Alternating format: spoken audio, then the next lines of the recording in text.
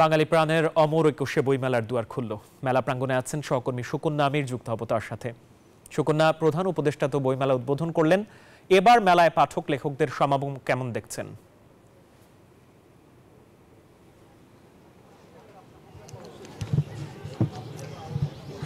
বিকেল ৩টায় ডক্টর মোহাম্মদ ইউনূস মেলা প্রাঙ্গণ উদ্বোধন করেছেন এবং এই মুহূর্তে আমি রয়েছি সোহরাওয়ার্দী উদ্যান প্রাঙ্গণে। ঠিক উদ্বোধনের পরপরই প্রবেশদ্বার খুলে দেওয়া হয় এবং যারা পাঠক আছেন, দর্শনার্থী আছেন, তারা তো প্রবেশ করেছে।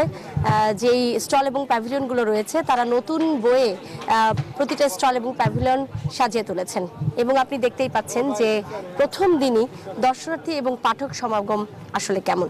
যদি পাঠকের কথা বলেন তাহলে প্রথম দিন পাঠকের সংখ্যাটা একটু কমই থাকে। দর্শনার্থী যারা আসেন তারা স্টল প্যাভিলিয়ন ঘুরে বই দেখেন, বই নির্বাচন করেন এবং মেলার মাঝামাঝি সময় কিংবা শেষ দিনে বিকিকিনিটা আসলে বেড়ে যায়।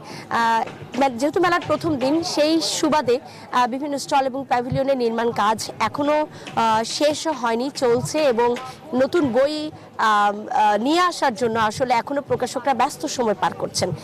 তবে বেশ কিছু পাঠক আমরা পেয়েছি, তারা আসলে বই নির্বাচন করছেন, অনেকে বই কিনছেন। তবে এবার যেহেতু মেলার কাঠামোগত দিক থেকে পরিবর্তন এসেছে এবং বই নির্বাচনের ক্ষেত্রেও কিছুটা পরিবর্তন রয়েছে, সেই সুবাদে আসলে যারা তরুণরা রয়েছেন তারা বই নির্বাচনের দিকে খুব গুরুত্ব দিচ্ছেন এবং বিষয়টি থাকছে হচ্ছে রাজনৈতিক প্রেক্ষাপট। এবং আপনি জানেন যে জুলাই গণ অভ্যুত্থানকে মাথায় রেখে আসলে এবারের অমর একুশে গ্রন্থমেলা 2025-এর আয়োজন করা হয়েছে। সেই সুবাদে এবারের প্রতিপাদ্যও নির্ধারণ করা হয়েছে জুলাই গণ অভ্যুত্থান, নতুন বাংলাদেশ বিনির্মাণ।